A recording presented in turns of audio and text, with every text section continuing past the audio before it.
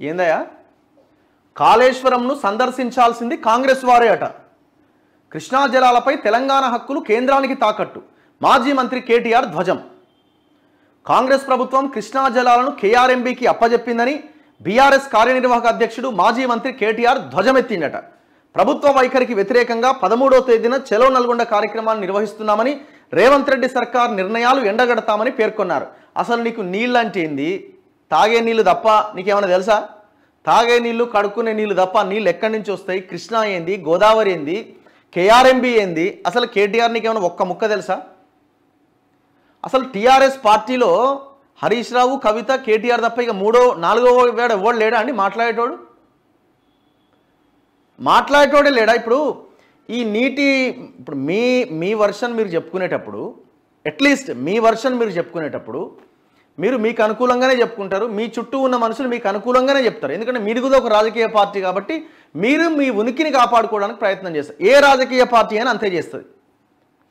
మీ ప్లేస్లో ఇంకొక పార్టీ ఉన్నా వాళ్ళు అట్లనే మాట్లాడతారు. ఓకే, బాగానే ఉంది. కానీ ఈ ముగ్గురేనా ఇక ఇప్పుడు ఇదే నీటిపారుదల రంగం మీద మాట్లాడేటప్పుడు గతంలో ఆయన కార్పొరేషన్ చైర్మన్గా ఉన్న వి ప్రకాష్ల ముందు పెట్టి మాట్లాడించవచ్చు కదా.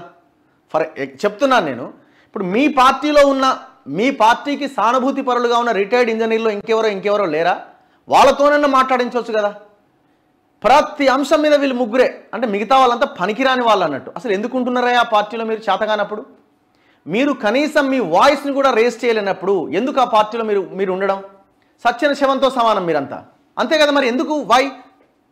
మీరంతా సీనియర్ లీడర్లే, ఎమ్మెల్యేలు అయ్యారు, ఎంపీలు అయ్యారు, వివిధ పార్టీల నుంచి గెలిచినారు, ఒక పార్టీలో ఉన్నారు, ఆ పార్టీ సిద్ధాంతానికి కట్టుబడి ఆ పార్టీలో కంటిన్యూ అవుతున్నారు. మీకంటే గొప్ప వాళ్ళ వీళ్ళు. ఈయనకేం తెలుసు నీళ్ళ గురించి? ఆ నీళ్ళ గురించి కూడా ఈయన మాట్లాడుతుండు.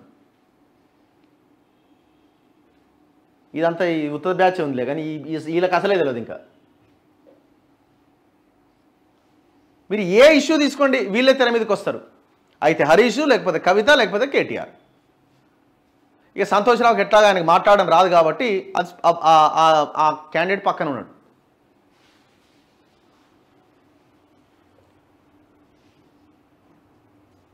శనివారం తెలంగాణ భవన్లో బీఆర్ఎస్ హైదరాబాద్, మహబూబ్ నగర్, రంగారెడ్డి, ఖమ్మం, నల్గొండ జిల్లాల ప్రతినిధులతో సమావేశం జరిగింది. అనంతరం మీడియాతో ఎమ్మెల్సీ తలసాని శ్రీనివాస్ యాదవ్ ఆధ్వర్యంలో సికింద్రాబాద్లో జరిగిన సనత్ నగర్ నియోజకవర్గ విజయోత్సవ సభలో కూడా ఆయన మాట్లాడినట. కృష్ణానదిపై ఉన్న ప్రాజెక్టులపైన హక్కులు వదులుకొని వచ్చిరట. ఎవడా వదులుకొని వచ్చింది? నీ గవర్నమెంటు 2015లోనే 14-15 నుంచి 2023 దాకా హక్కులు వదులుకొని వాళ్ళు చెప్పిన దానికి సైలెంట్గా వచ్చేసిరు వీళ్ళు. ఇది నేనంటున్న మాట కాదు. ఆంధ్రప్రదేశ్లో జగన్మోహన్ రెడ్డి చెప్తున్నాడు. ఏమని? కేసీఆర్ మనకు కొంచెం హెల్ప్ చేయడం వల్ల మనకి నీళ్ళు వచ్చినాయి. ఎక్కడో ఉండే కదా అది. ఒక్క నిమిషం ఆయన స్టేట్మెంట్ నేను ఒక్కసారి వినిపిస్తా.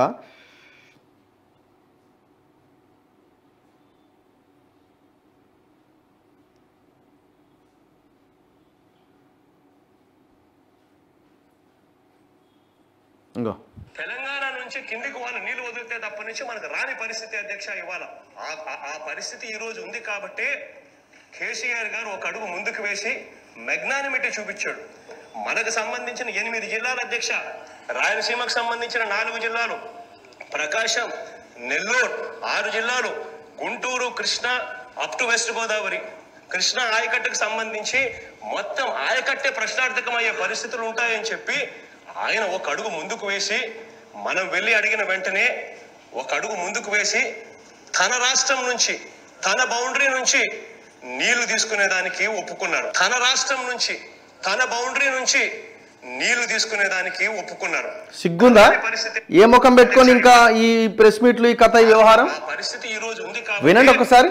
కేసీఆర్ గారు ఒక అడుగు ముందుకు వేసి మెగ్నానిమిటీ చూపించాడు.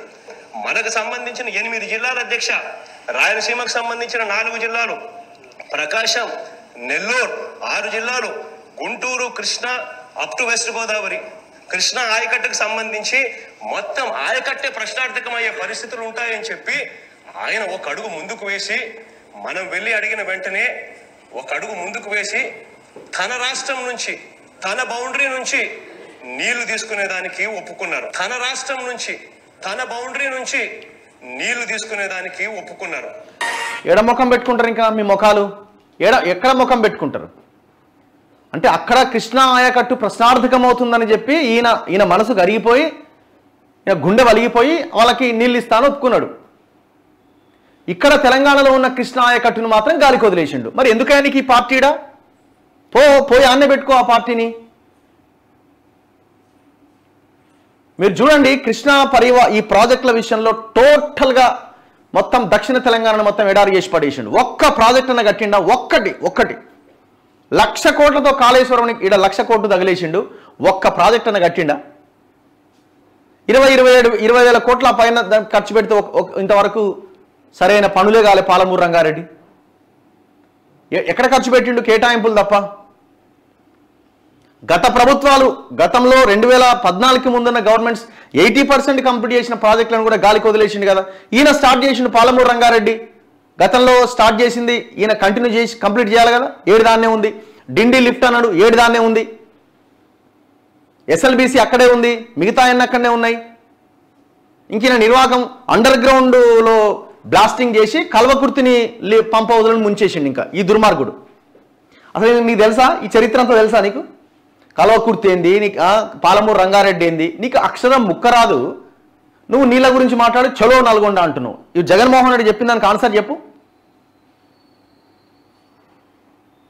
299 TMCలకు ఒప్పుకొని వచ్చింది ఇదే హరీష్ రావు అండ్ కేసీఆర్. 50% వాటా సాధిస్తాం లేకపోతే తలకాయ నరుక్కుంటామని 299 TMCలకు ఒప్పుకొని వచ్చినారు. ఇది అఫీషియల్ కదా. ఆయన ఏమో 500 పైన TMCలతో ఆయన కాలువలు తవ్వి దర్జాగా తరలించకపోతున్నాడు. ఒక్క ప్రాజెక్టు కనీసం కృష్ణా దీనిపైన ఇటు గోదావరి దగ్గరికి పోతాడు, శ్రీరామ్ సాగర్ నీళ్ళని లిఫ్ట్ పెట్టి ఎత్తుకపోరని మహారాష్ట్ర వాళ్ళకి చెప్తాడు. మీ అయ్య సొమ్మా లేకపోతే మీ అయ్య సంపాదించినా మీ తాతలు సంపాదించిరా? బేసిన్లు లేవు, బేసిదాలు లేవు అంటాడు. ఇట్లా తెలంగాణ నీళ్ళని మొత్తం పక్క రాష్ట్రాలకి తాకట్టు పెట్టి ఇప్పుడు చలో నల్గొండ అంటున్నారు. చలో నల్గొండ మీటింగ్కి పోయిన ప్రతి ఒక్కరూ మీ ఎడమకాలు చెప్పులేపి చూపించండి. ఇది ఒక క్యాంపెయిన్ లాగా ముందుకు తీసుకెళ్లాల్సిన అవసరం ఉన్నది. ఏం చేసిండు? నల్గొండ జిల్లా ప్రజల్ని ఎండబెట్టిండు మొత్తం.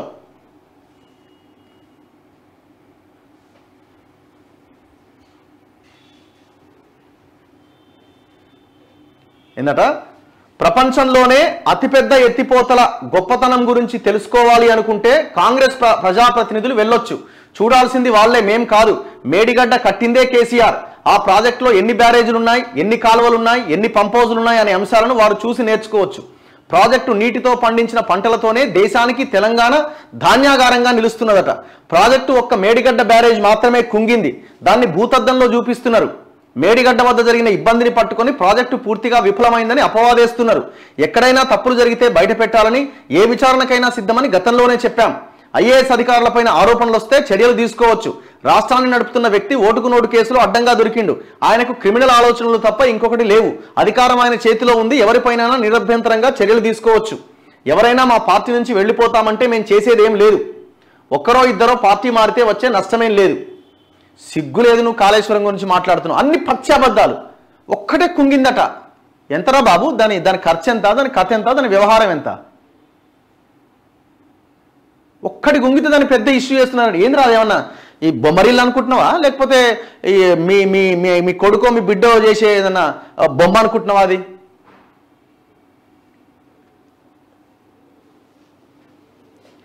ఈ కాళేశ్వరం నీళ్ళ ద్వారా వచ్చినది తెలంగాణ ధాన్యాగారంగా మారిందట దేశానికే. ఒక్క కాలువ లేదు, నీళ్ళు ఎట్లా పోయి మరి ఎట్లా పంటలకు పోయినాయో అర్థం కాదు. ఎంత ఘోరమైన స్టేట్మెంట్స్ ఇవన్నీ చెప్పండి. ఎంత ఘోరమైన స్టేట్మెంట్స్. ఇప్పుడు వీళ్ళకి కూడా ఉండాలి. చర్యలు తీసుకోండి అంటున్నాడు. ఇప్పుడు ఆయన శివబాలకృష్ణ అనే అధికారి వాడు IAS కూడా కాదు, దగ్గర 1000 కోట్ల పైన సంపాదించిండు. దమ్ముంటే చర్యలు తీసుకోరు అంటుండు. మరి వీళ్ళకి ఈ గవర్నమెంట్కి దమ్ము ఉందా, చిత్తశుద్ధి ఉందా? తీసుకోండి మరి చర్యలు.